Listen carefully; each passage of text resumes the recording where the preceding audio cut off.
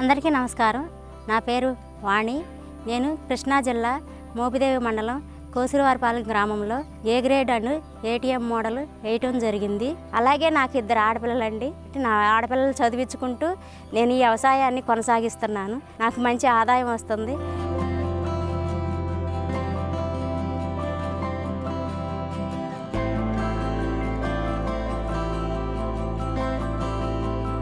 నేను ప్రకృతి వ్యవసాయం చేయకముందు మహిళా సంఘాలలో డ్వాక్రా గ్రూపుల్లో ఆరోగ్య కార్యకర్తగా పనిచేశాను.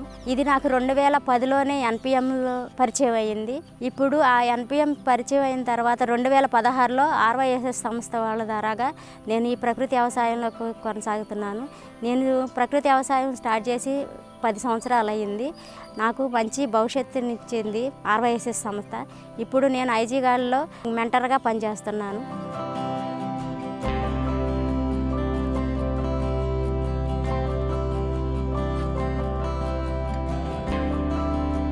కెమికల్ వ్యవసాయానికి మరియు ప్రకృతి వ్యవసాయానికి తేడా తెలుసుకుంటాం జరిగింది. అలాగే కెమికల్ వ్యవసాయంలో తిన్న ఫుడ్ వల్ల ఆరోగ్యాలు పాడైపోతాయి అన్న విషయం నేను తెలుసుకున్నాను. ఈ ప్రకృతి వ్యవసాయం చేయటం వల్ల భూమికి లాభదాయకం, ఆరోగ్యంగా ఉండటం అనేది తెలుసుకోవటం జరిగింది. ఇది ప్రకృతి వ్యవసాయం చేస్తే భూమి మారుతుంది, ఆరోగ్యాలు మారుతాయి.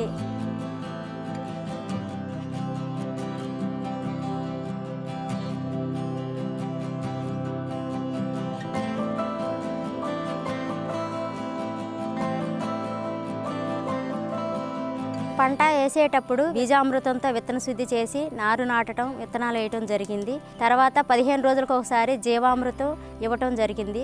తర్వాత నీమాస్త్రము రసం పీల్చే పురుగుకి ఒకసారి ఇవ్వటం జరిగింది. తెగులుకి పుల్లటి మజ్జిగ స్ప్రే చేయటం జరిగింది.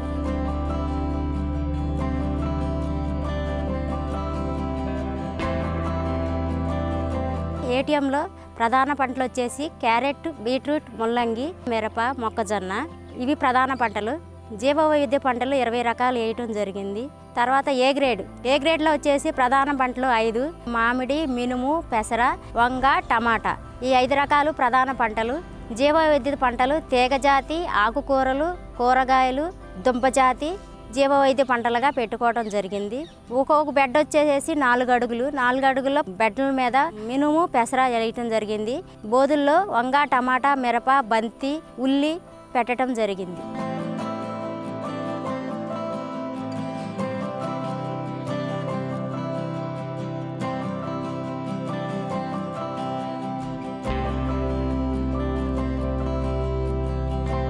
క్యారెట్, బీట్రూట్ వేయటం వల్ల వేరు వ్యవస్థ అనేది ఇదిగా వెళ్ళి భూమి గుల్లబారింది.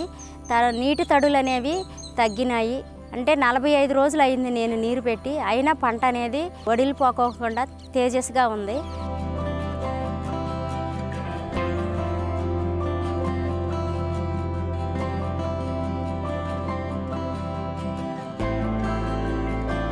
ఏ గ్రేడు మరియు ఏటీఎం మోడల్లో ఆకుకూరలు ఆదాయము 5,000 రావటం జరిగింది.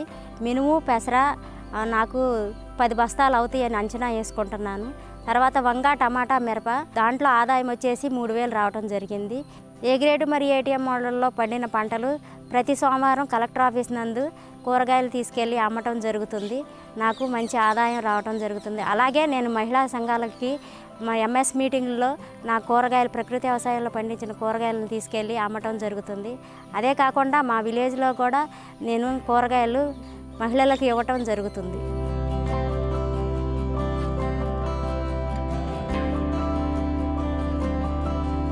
నేను సైంటిఫిక్గా నేర్చుకున్న దాన్ని బట్టి నేను అన్ని రకాల పంటలు వేస్తే ఏ వాతావరణానికి ఏ పంట తట్టుకుంటుంది అనే విషయాన్ని నేర్చుకోవడం జరిగింది.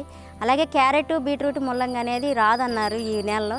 కానీ నేను వేసి ఈ నెలలో చూపించడం వల్ల వాళ్ళకి నమ్మకం అనేది కుదిరింది. వాళ్ళు కూడా మేము క్యారెట్, బీట్రూట్ వస్తుంది కాబట్టి ఈ నెలలో అన్ని రకాల పంటలు పండుతాయి అన్న ఆలోచనలో ఉన్నారు.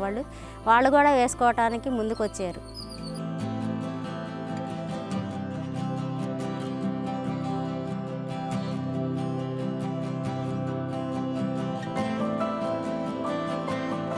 నా చుట్టుపక్కల రైతులు 10 మంది రైతులు ముందుకు రావడం జరిగింది. అలాగే ఆ రైతులను బట్టి మొత్తం గ్రామంలో 100 రైతులకి చెప్పడం ద్వారా ఇంకా రైతులందరూ ప్రకృతి వ్యవసాయంలోకి ముందుకు వస్తారని అనుకుంటున్నాను.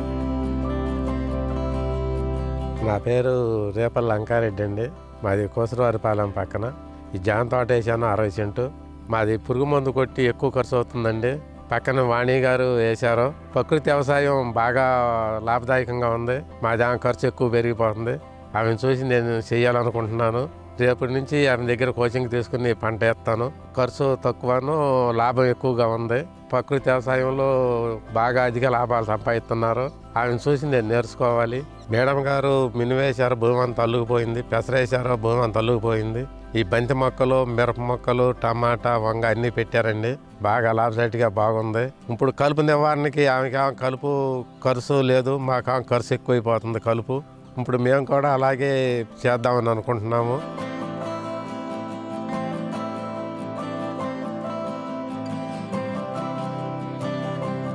ఈ ప్రకృతి వ్యవసాయం చేయటం వల్ల నా చుట్టుపక్కల రైతులు, అదే నా పొలం రోడ్డు పక్కన ఉండటం వల్ల అందరూ వచ్చి ఫీల్డ్ విజిట్ చేయటం జరిగింది.